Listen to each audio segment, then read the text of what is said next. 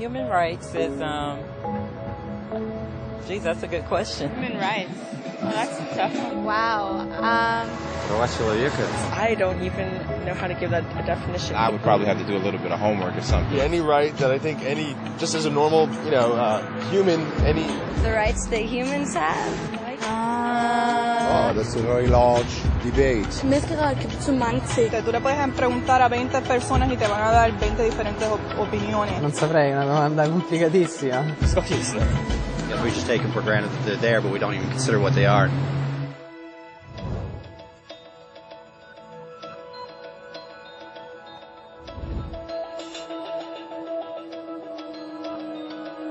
Los derechos humanos son los derechos que tienes simplemente por ser humano. Es la forma en que instintivamente esperas que se te trate y el trato que mereces como persona, como el derecho a vivir en libertad, a hablar con franqueza y ser tratado con igualdad. Hay muchos tipos de derechos. La mayoría tienen que ver con cierto grupo. Pero los derechos humanos son los únicos que le corresponden absolutamente a todo el mundo en todas partes. Eso significa niños, gente mayor, pobres, jugadores de básquet, basureros, cantantes de rap, maestros, africanos, indios, albanos, cristianos, musulmanes, cabalistas, ateos, tu madre, tu padre, el vecino y tú. Todos tienen los mismos derechos humanos exactos. En otras palabras, son universales. Pero la cuestión sigue en pie. ¿Qué son? Name the human rights? What the human rights are? The right to live. Equality between all peoples. Right to religion, the right to... Is there supposed to be a list somewhere I should be aware of? De acuerdo con las Naciones Unidas, hay un total de 30 derechos humanos, que generalmente se agrupan y se llaman simplemente derechos humanos. Se enumeran en la Declaración Universal de los Derechos Humanos, que es el documento sobre el tema más aceptado en el mundo. Pero llevó mucho tiempo para que llegaran. Al principio no había derechos humanos. Si estabas con la gente adecuada, estabas a salvo. Si no, no lo estabas. Pero entonces Ciro el Grande decidió cambiar todo eso. Tras conquistar Babilonia hizo algo completamente revolucionario. Anunció que todos los esclavos podían irse en libertad.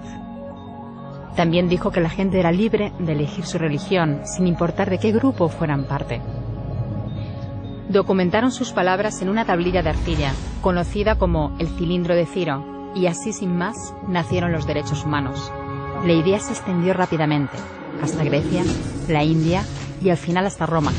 Se dieron cuenta de que la gente seguía de forma natural ciertas leyes, incluso aunque no se les dijera que las siguieran.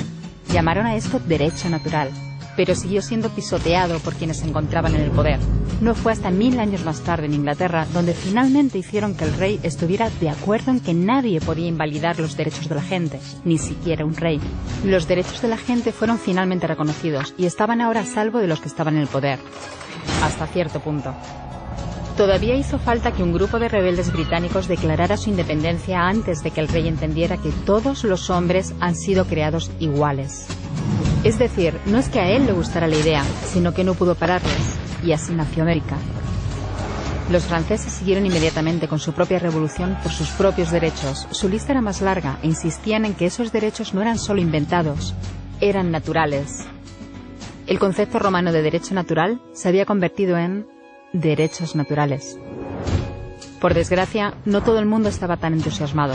En Francia, un general llamado Napoleón decidió derrocar la nueva democracia francesa y se coronó a sí mismo emperador del mundo. Y casi tuvo éxito. Pero los países de Europa unieron fuerzas y lo derrotaron.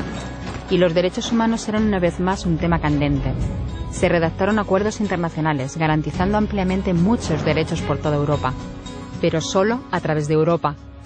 El resto del mundo de alguna forma todavía no cualificaba. En vez de eso fueron invadidos, conquistados y consumidos por los enormes imperios europeos.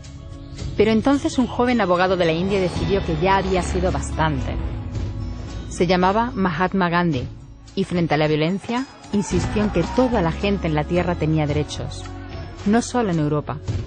Al final hasta los europeos empezaron a estar de acuerdo. Pero no iba a ser tan fácil. Habían estallado 2 guerras mundiales. Hitler exterminó a la mitad de la población judía de la Tierra en los horrorosos campos de muerte nazi. En total, 90 millones de personas habían muerto. Nunca los derechos humanos habían estado tan horriblemente cerca de la extinción. y nunca había estado el mundo tan desesperado por un cambio. De forma que los países de la Tierra hicieron causa común y formaron las Naciones Unidas. Su propósito básico era reafirmar la fe en los derechos humanos fundamentales, en la dignidad y el valor de la persona humana. ¿Pero qué eran los derechos humanos? ¿Eran las proclamaciones de Ciro? ¿El derecho natural de Roma? ¿Las declaraciones de Francia? Todo el mundo parecía tener una idea ligeramente distinta de lo que deberían ser los derechos humanos. Pero bajo la supervisión de Eleanor Roosevelt, finalmente se pusieron de acuerdo en una serie de derechos para absolutamente todo el mundo. La Declaración Universal de Derechos Humanos. El concepto francés de los derechos naturales se había convertido finalmente en los derechos humanos.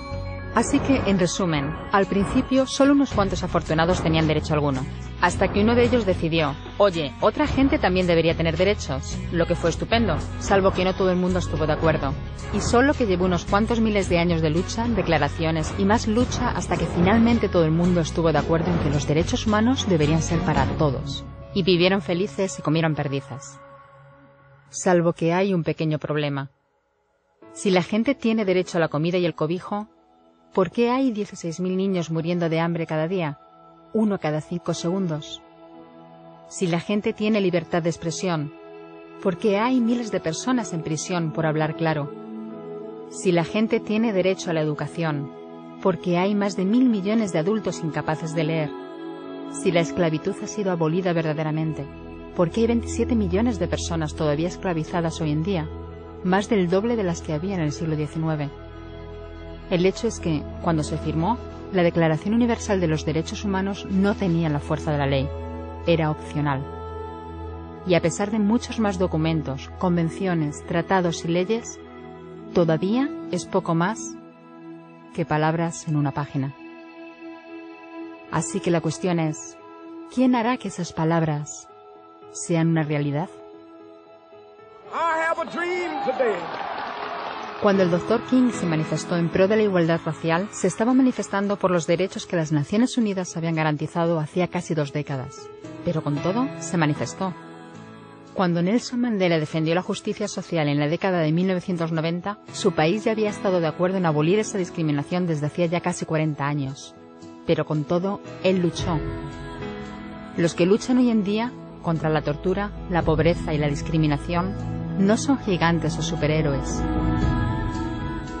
Son gente, niños, madres, padres, maestros, individuos librepensadores que se niegan a quedarse callados, quienes se dan cuenta de que los derechos humanos no son una lección de historia, no son palabras en una página, no son discursos, ni anuncios, ni campañas de relaciones públicas.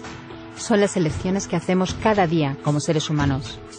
Son la responsabilidad que todos compartimos, de respetarnos mutuamente, ayudarnos y proteger a los necesitados. Como Eleanor Roosevelt dijo, ¿dónde empiezan después de todo los derechos humanos universales? En pequeños lugares cerca de casa, tan cerca y tan pequeños que no pueden verse en los mapas del mundo. Aún así, son el mundo de la persona individual, el barrio donde vive, la escuela o la universidad a la que asiste, la fábrica, la granja o la oficina donde trabaja. Esos son los lugares donde cada hombre, mujer y niño buscan justicia igualitaria, igualdad de oportunidades, dignidad igualitaria sin discriminación. A menos que esos derechos tengan un significado ahí, tienen muy poco significado en cualquier otra parte.